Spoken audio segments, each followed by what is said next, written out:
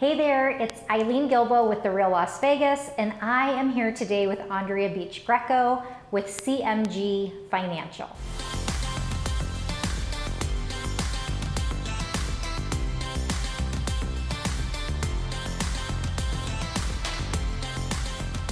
Welcome to our monthly real estate market update show.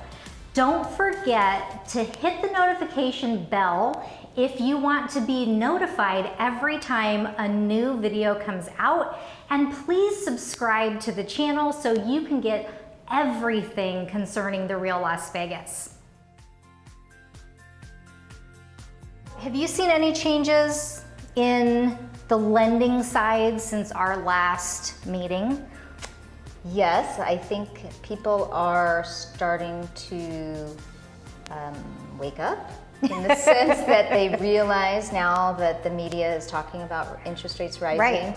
I think decisions are being made and they're finally going, oh my gosh, I really need to consider buying a house. Yeah, because they don't want to miss out. Right. Yeah. So, and what about you? What about the prices and inventory? Has anything changed since last month? Well, so prices are still relatively the same. We're steady at a $385 median home price. Wow.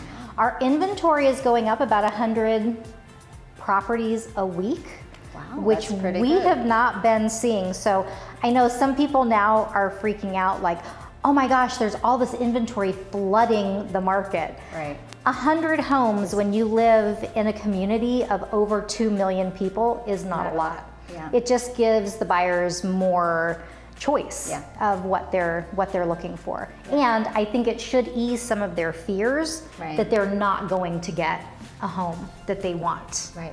And do you think that that has changed bidding wars over list price, those kind of concerns that have been happening? It's really divided.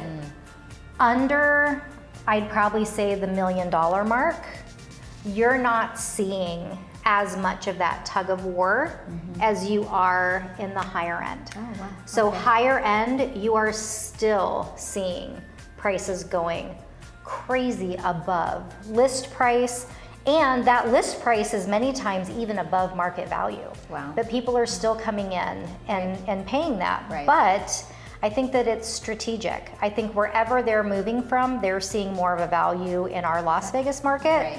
Or they're looking to make it a second home, a vacation home. They're not really looking at it to be their primary residence. yeah. So I think you just have a lot more competition in the higher end, Right. and not as much in the lower end right now. Right. And then what about your builders? Are they still have lists and lotteries and all that fun stuff, or is that kind of tamed? I don't even know how to answer that question because so one of the things that some of the builders are having issues with is lumber shortage, tradesman shortage. Right. And the time frame for builds are getting pushed back and pushed back and pushed back. While other builders, I am not having a problem at all. I mean, they are delivering before the time that they Really? predicted that those builds would be done.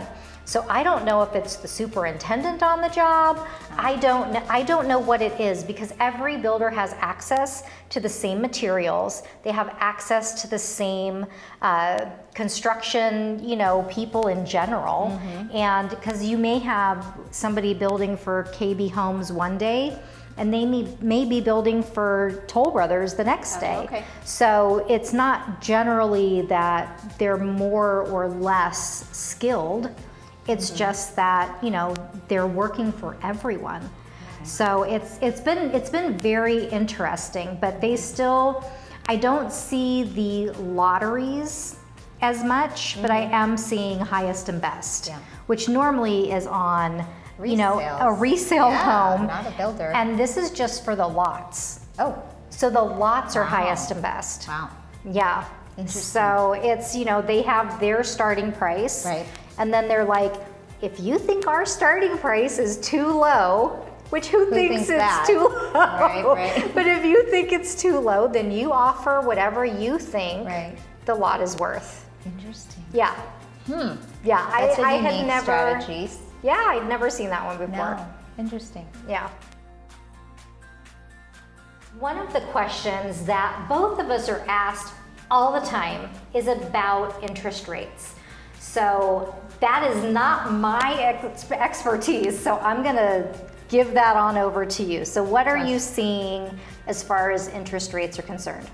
Well, we're still at all-time lows. I know that there has been a lot of concern in the media about inflation, because inflation is the arch enemy of interest rates and bonds. But the Fed has promised to keep rates low and keep buying mortgage-backed securities so that everyone can kind of calm down. And it's funny because unfortunately you and I deal with the media instead of what's really out there. And with that said, if you historically look back at interest rates pre-COVID, it's funny because we were running roughly nationwide about 4.25%. Really? Yes. And that was just, what, 14, 15 months ago. Not that long ago. Right? Yeah. And then when COVID started, we were roughly 3.25%, 3%. And we're still in that place. Okay. Now, in between COVID, because of course everything was shut down, the economy kind of tanked, rates went below their lowest levels ever. Now that we're back kind of trying to be normal, rates are about in the 3s. Okay. So it's all relative that when you see what has happened, let's just say over the last 1.5 to 2 years, we've gone from 4.25% to 3 to 2.75, maybe sometimes below depending upon the day, and then now we're in the 3s. So another question that I get asked all of the time from my clients is, we bought a house for $500,000 a few years ago. Right. Our interest rate was 5%. Yikes. Now we're thinking, I mean, and the funny thing is 5% is still really so low. Right. But now that we've seen, oh, it can go lower, now we're all shocked that anybody would pay 5%. Right. But they are thinking that, you know, if they want to buy now maybe a more expensive house because interest rates are lower than that 5% that they initially purchased at, can they get more buying power at a lower interest rate? Absolutely. With interest rates being really low, I would guess, without being specifics and knowing all the details, they could probably increase their buying power by at least 20%. So now instead of them keeping within that $500,000 range, they'll be in $650,000 or even higher. Because keep in mind, as you well know, Nevada has, since January even of this year, increased in equity, you tell me, upwards of almost 20% in some neighborhoods. And so that equity can be, of course, turned around and utilized for their next purchase. So that would help with their buying power. But if we look at interest rates alone, then I'm going to say with, again, not knowing all the details, about a 20% increase in their buying power. Yeah, and I think that's the piece maybe that some people are missing because we look at only one piece of the puzzle. We look at, you know, interest rates are increasing, home prices are increasing, so then that means I'm out of the market altogether, and it's just not true. Yeah, I think people are mistaken that if things are increasing, that it puts me out of my buying power or that little bucket that I was looking at, and that's truly never the case. Because, again, if they've been homeowners, there is significant equity that they can utilize for that next purchase or use for other things and still be able to benefit from the low interest rates. Absolutely. Yeah. Speaking of interest rates, I had a question about refinancing. So the last time we spoke, we talked about all the different things that you can do with refinancing. Like, I have a friend of mine who, and just truth be told, I am risk averse, so this sounded like crazy to me, but I've heard of a lot of other people doing it since I spoke with him. He took cash out of his equity and he actually put it in the stock market. And I was like, is that a good idea or not? So, I mean, what other things are you seeing people do with their refinance? Well, I can tell you one of the biggest things is people actually looking at their debt load.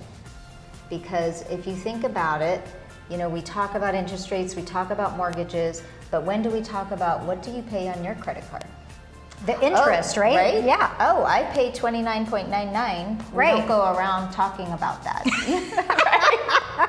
So what we've done is a lot of debt consolidation and restructure, because I will tell you what, it has changed people's lives. Oh, yeah. The equity that they have in their home to wipe away either all their debt or half their debt or whatever that looks like has been life-changing for many people. Yeah. And you know, it feels really nice when you can have someone use their equity instead of it like an ATM like they were doing back before the crash. Right. But using their equity to actually consolidate debt, pay off debt, send their kids to college, go on a trip, and Yeah. have a new lifestyle, and even save them money.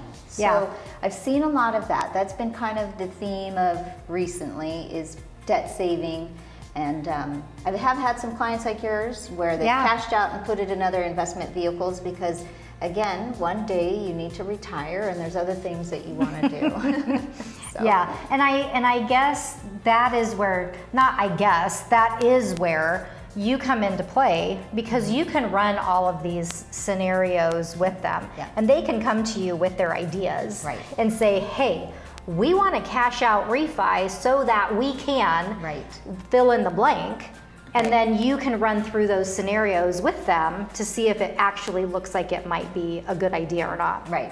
So I do have one follow-up question Yes. to that though. Yeah. Is the interest rate, if you do cash out, higher than if you're doing interest rate to reduce the interest, so your monthly payment? Sure. Not all the time.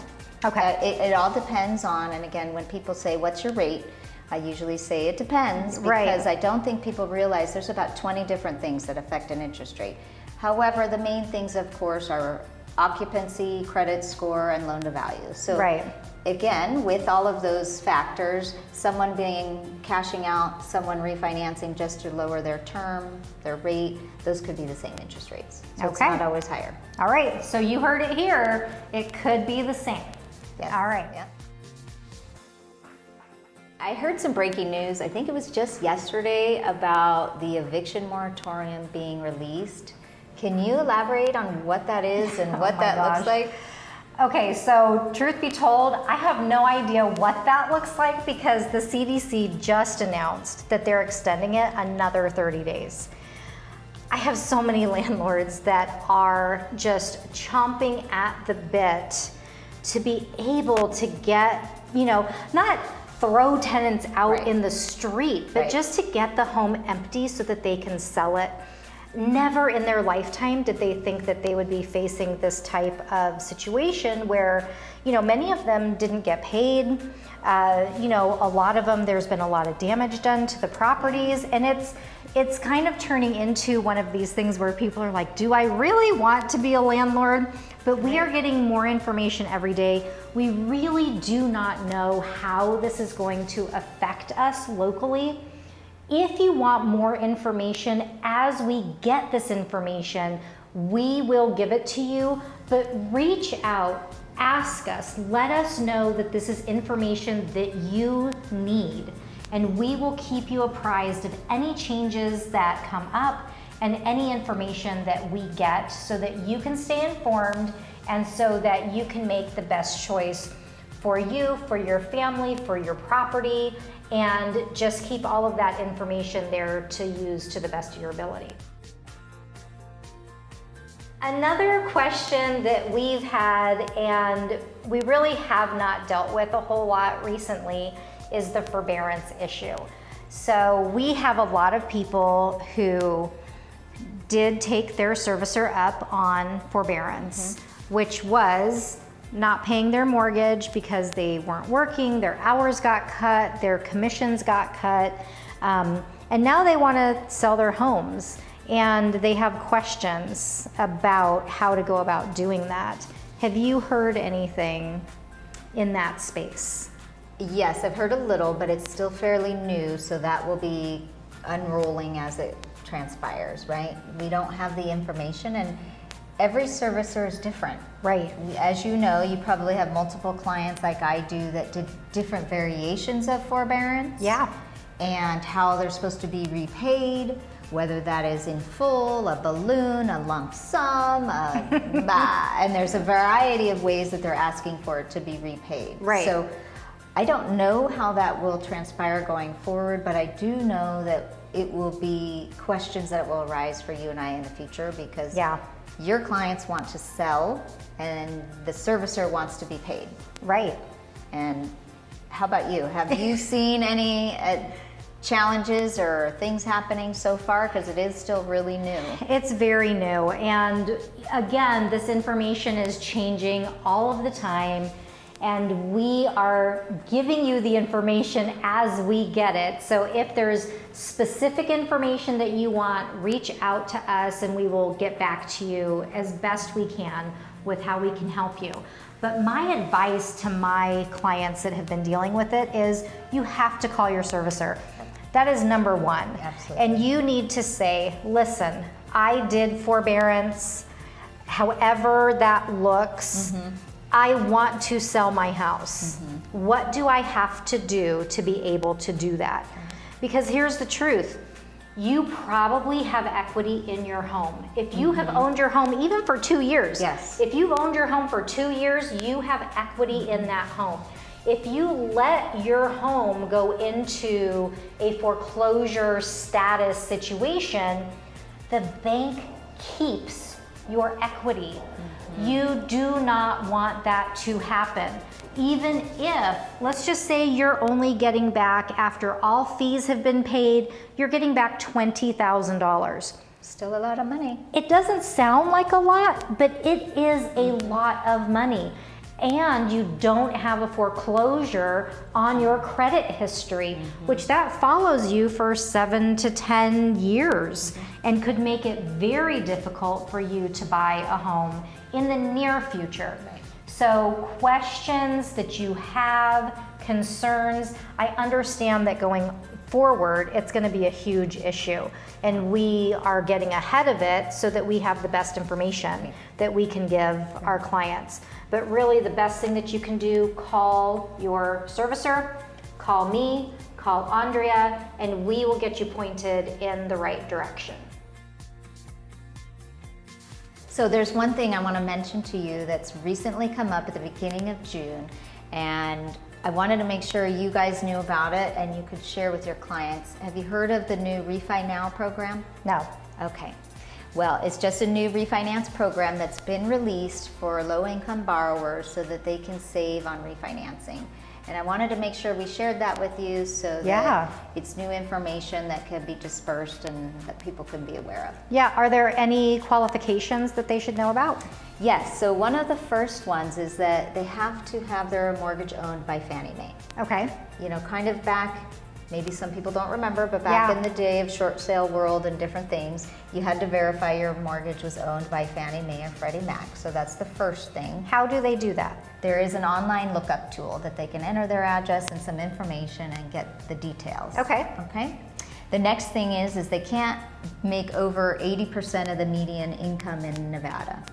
And specifically, we're in Clark County, so there is a website for that where they can use the lookup tool and see what kind of income requirements they are. Okay. They're not very high, so. Yeah. Well, we will link all of those websites on the description below this video so you have access to them. Yes. And last but not least, the program is set to help them save at least 0.5% on their interest rate and give them up to $500 credit, possibly for their appraisal. Awesome. Yeah.